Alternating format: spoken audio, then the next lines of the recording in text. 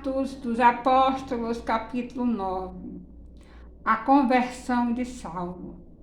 Saulo, porém, respirando ainda ameaças e mortes contra os discípulos do Senhor, dirigiu-se ao sumo sacerdote e pediu-lhe cartas para Damasco, para as sinagogas, a fim de que, caso encontrasse alguns do caminho, quer homens, quer mulheres, os conduzisse presos a Jerusalém. Mas seguindo ele viagem e aproximando-se de Damasco, subitamente o cercou um resplendor de luz no céu. E caindo por terra, ouviu uma voz que lhe dizia: Saulo, Saulo, por que me persegues? Ele perguntou: Quem és tu, Senhor? Respondeu o Senhor: Eu sou Jesus, a quem tu persegues. Mas levanta-te e entra na cidade, e lá te será dito o que te cumpre fazer. Os homens que viajavam com ele quedaram-se emudecidos, ouvindo na verdade a voz, mas não vendo ninguém. Saulo levantou-se da terra e, abrindo os olhos, não via coisa alguma. E, guiando-o pela mão, conduziram-no a Damasco. Esteve 3 dias sem ver, e não comeu e nem bebeu. Ora, havia em Damasco certo discípulo chamado Ananias, e disse-lhe o Senhor em visão. Ananias respondeu: Eis-me aqui, Senhor. Ordenou-lhe o Senhor: Levanta-te, vai à rua chamada à direita e procura em casa de Judas um homem de Tarso chamado Saulo, pois eis que ele está orando. E viu um homem chamado Ananias entrar e impor-lhe as mãos para que recuperasse a vista. Respondeu Ananias: Senhor, há muitos ouvi acerca desse homem, quantos males tem feito aos teus santos em Jerusalém. E aqui tem poder dos principais sacerdotes para prender a todos os que invocam o teu nome. Disse-lhe, porém, o Senhor: Vai, porque esse é para mim um vaso escolhido para levar o meu nome perante os gentios e os reis e os filhos de Israel. Pois lhe mostrarei quanto lhe cumpre padecer pelo meu nome.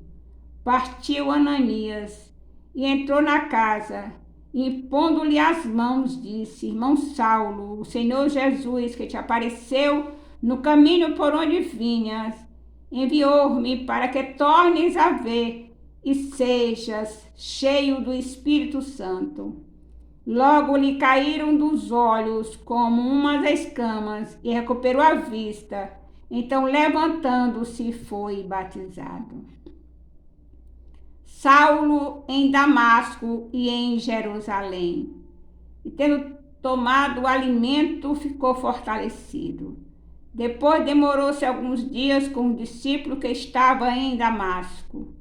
E logo nas sinagogas pregava a Jesus que este era o Filho de Deus. Todos os seus ouvintes pasmavam e diziam: Não é este o que em Jerusalém perseguia os que invocavam esse nome? E para isso veio aqui, para os levar preso aos principais sacerdotes? Saulo, porém, se fortalecia cada vez mais e confundia os judeus que habitavam em Damasco, provando que Jesus era o Cristo.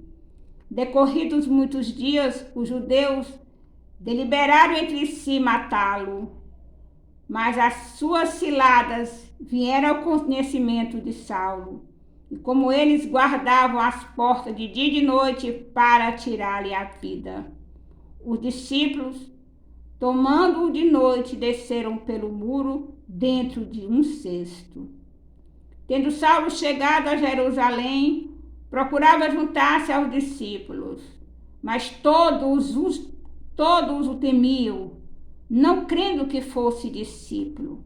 Então Barnabé, tomando consigo o levou aos apóstolos e contou como no caminho ele vira o Senhor e que esse lhe falara, e como em Damasco pregara ousadamente em nome de Jesus. Assim andava com eles em Jerusalém, entrando e saindo, e pregando ousadamente em nome do Senhor. Falava e disputava também com os helenistas, mas procuravam matá-lo. Os irmãos, porém, quando o souberam, acompanharam-no até Cesareia e o enviaram a Tarso. Assim, pois, a igreja em toda a Judéia, Galiléia e Samaria tinham paz, sendo edificada e andando no temor do Senhor, e pelo auxílio do Espírito Santo se multiplicava. Enéas e Dorcas. E aconteceu que, passando Pedro por toda parte, veio também aos santos que habitavam em Lida. Achou ali certo homem chamado Enéas, que havia 8 anos jazia numa cama, porque era paralítico. Disse-lhe Pedro: Enéas, Jesus Cristo te cura. Levanta e faz a tua cama. E logo se levantou. E viram todos os que habitavam em Lida e Saroma, os quais se converteram ao Senhor. Havia em Jope uma discípula por nome Tabita, que traduzido quer dizer Dorcas, a qual estava cheio de boas obras e esmolas que fazia. Ora, aconteceu naqueles dias que ela, adormecendo, morreu, e tendo-a levado, a colocaram no cenáculo.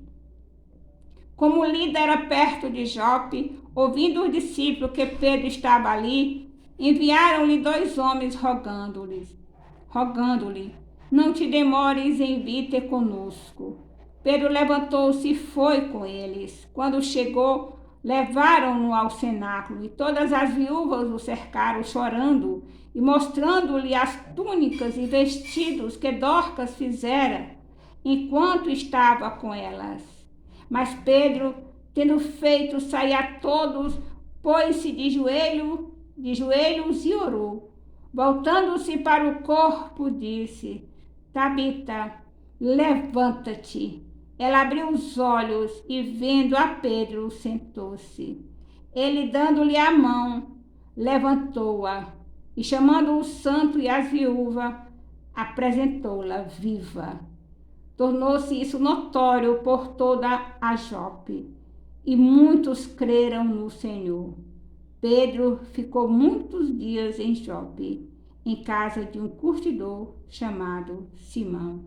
Louvado, exaltado, engrandecido seja o nome